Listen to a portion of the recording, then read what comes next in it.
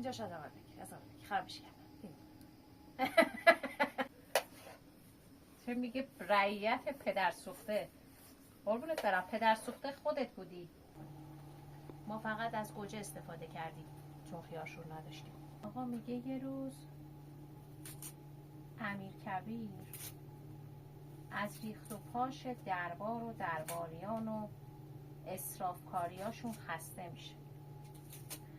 میره خدمت ناصرالدین شاه، میگه که بیایم یه کاری بکنیم، یه روز غذای رعیت بخوریم. ناصرالدین شاه میگه مگه رعیت چی میخورن؟ امیرکبیر مرحوم میگن که رعیت ماست و خیار میخورن. ناصرالدین شاه سرآشپز دربار رو صدا میکنه و بهش میگه که فردا برای ناهار ما ماست و خیار تدارک بدید.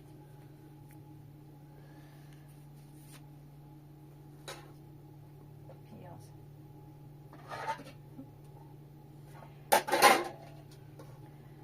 سرآشپز به تدارکاتچی میگه که چیزهایی که میخوام رو برای من تهیه کن.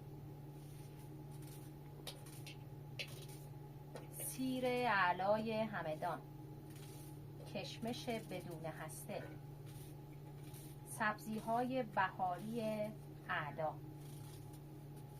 ماست پرچرب اعلا،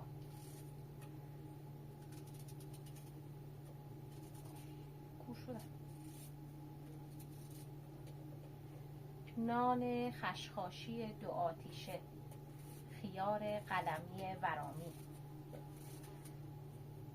وقتی اینا رو تهیه میکنن، سرآشپز یه ماست خیار فوق‌العاده‌ای درست میکنه، میبرن خدمت ناصرالدین شاه و ناصرالدین شاه بعد از اینکه یک دل سیر ماست و خیار میخوره رو به امیرکبیر میکنه و بهش میگه این رعیت پدر سوخته ما چه چیزها که میخوردند و ما خبر نداشتیم.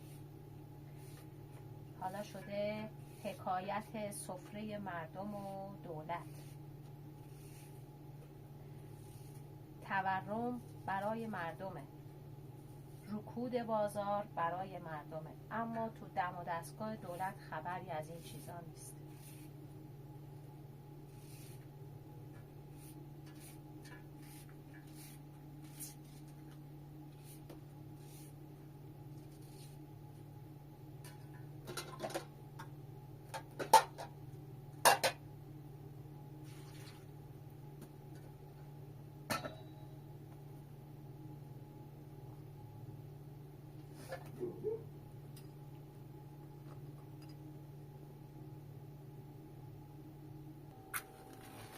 پیازا رو خلالی درشت خورد کنین با یه لیوان آب و فلفل قرمز و فلفل سیاه و نمک بذارین حسابی بپزه.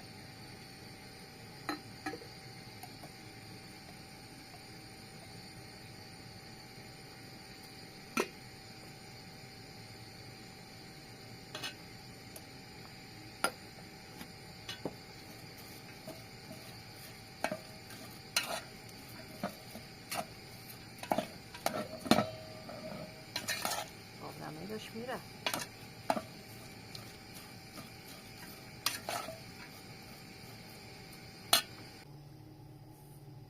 یه غذای ساده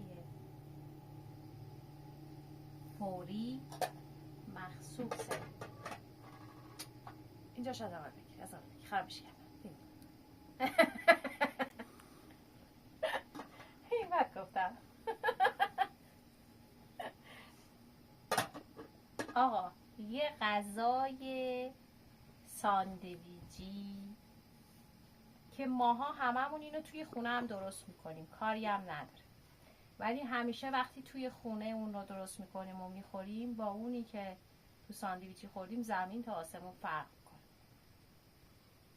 چون ساندویچی ها یه فوت کوزه‌گری دارن که امروز من توی این ویدیو به شما میگم اگه با این روش درست کنید دیگه ساندویچی نمیرید، خودتون تو خونه درست کنید میخورید.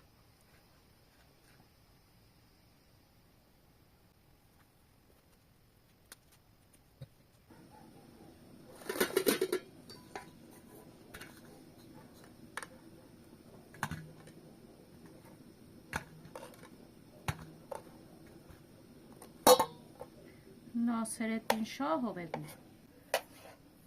چه میگه رعیت پدر سوخته. قربونت برم، پدر سوخته خودت بودی. اونا یه ماست گندیده و کپک زده داشتن با 2 تا دونه خیار تلوسیده، نمیدونستن چی بخورم، ماست خیار میخوردم. وقتی همه چیزو بهترینش تهیه کردی حالا اینجوری هم میگی جسارت نباشه به ناصرهای عزیز. ما هم اینجا یه ناصر پدر سوخته تربیت داریم، فکر میکنم که تاثیرگذار اسم روی انسان ها. ولی ناصرهای عزیز ما دوستتون داریم، کاری با ناصرالدین شاه و ناصر تربیت خودمون نداریم. سوسیساتون رو این شکلی اوریبی خورد کنین، منتظر میشین پیازاتون خوب بپزه. یه قاشقم توش رب میزنین. بعد اگر میخواین دقیقاً مثل ساندویچی ها باشه، طعم دلپذیر و خوشمزه‌ای داشته باشه، سوسیساتون رو که خام خورد کردین اضافی میکنین به اون سس آماده‌تون، میذارین هم میزنین حسابی، میذارین 2-3 ساعتی توی یخچال مزه هاشون با هم به خورد هم دیگه بره و استراحت کنه. بعد میتونین چند روزم نگهداری کنین مواد رو توی یخچال. بعد هر چقدر که میخواین استفاده کنین بیارین و سرخشون کنین، بعد نوش جان کنین. ولی ما الان عجله داریم، نمیتونیم اجازه استراحت بهش بدیم که. بعد از اینکه این آماده شد سوسیسامو اول سرخ میکنم، قاطی موادم میکنم، هم میزنم و میریم برای نوش جان.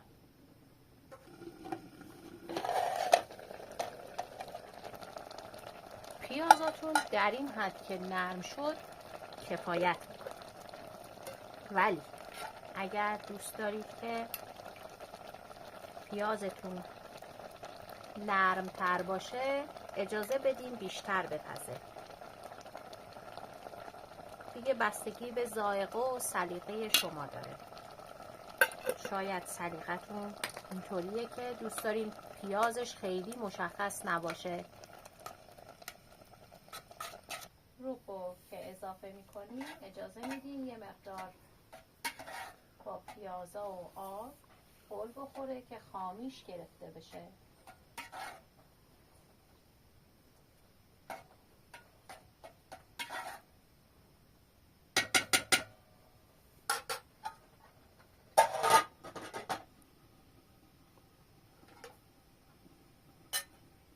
حالا نوبت سرخ کردن سوسیساست.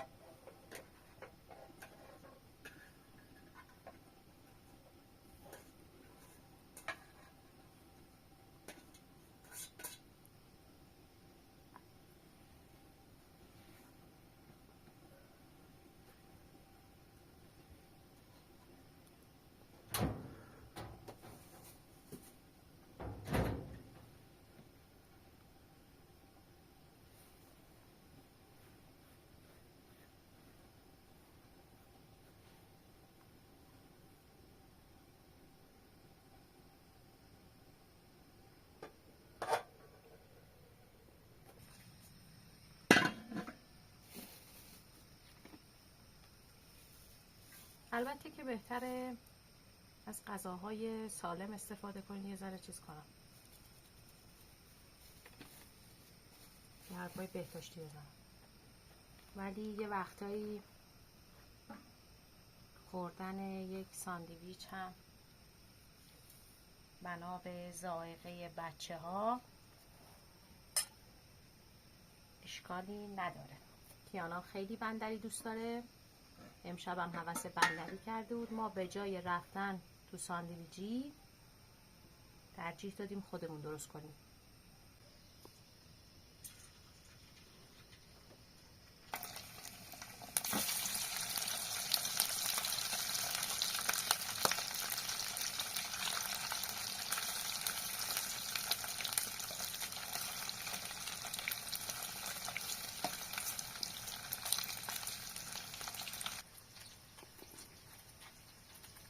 حالا بندری رو اینجوری نخوردیم، این دفعه اینطوری امتحانش کنیم.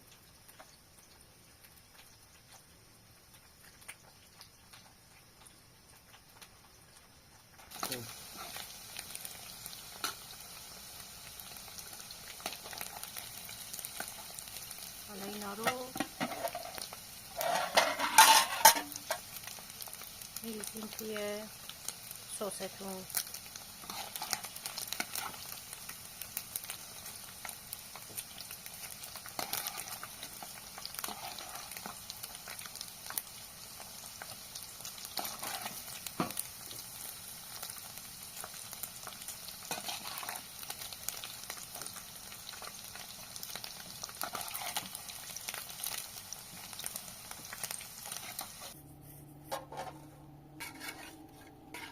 حسابی مواد رو با هم قاطی کنین و هم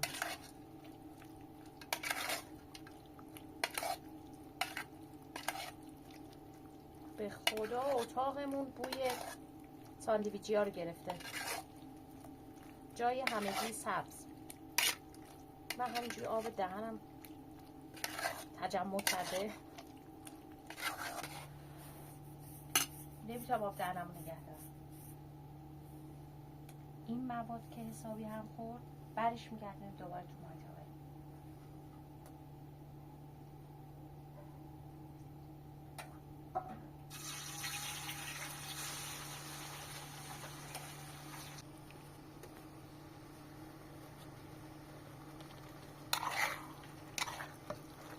با روغن هم تفت میدیم.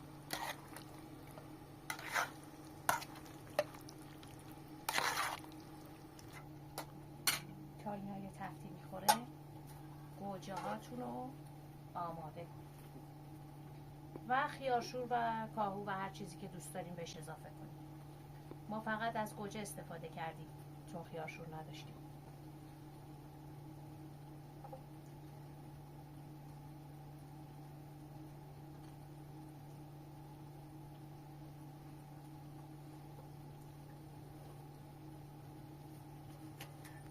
نازک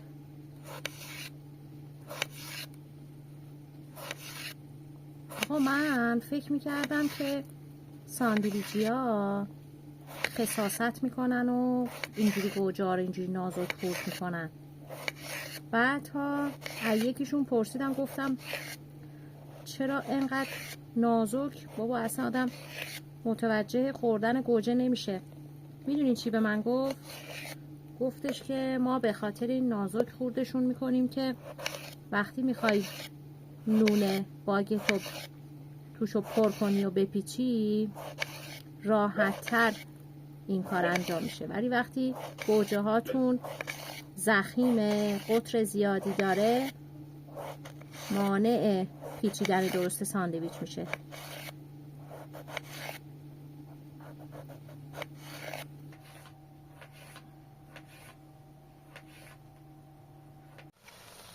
میرم از بندری ما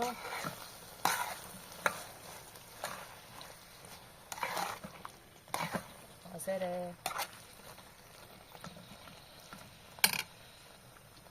کیانا بیا نونا رو به من بده. نونو بده.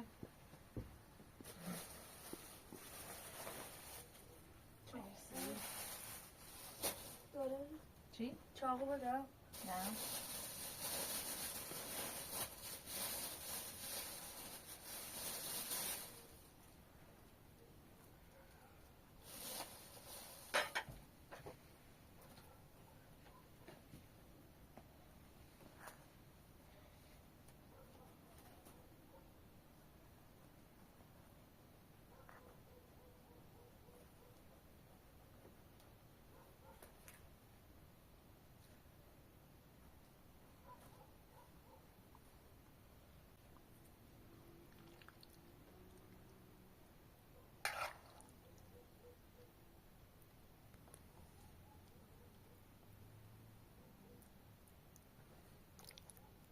یه ساندویچ پرملال گوجه،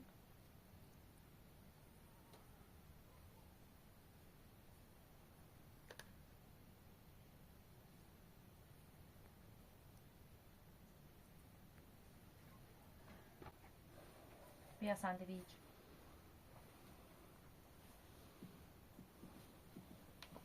داغ نمک باشه.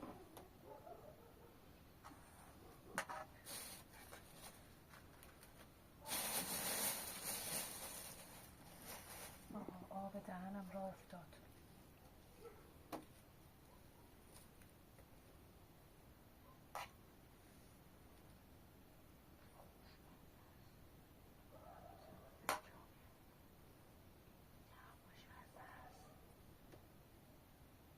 کیانا تصویر داره، صدا نداره. خیلی داغه.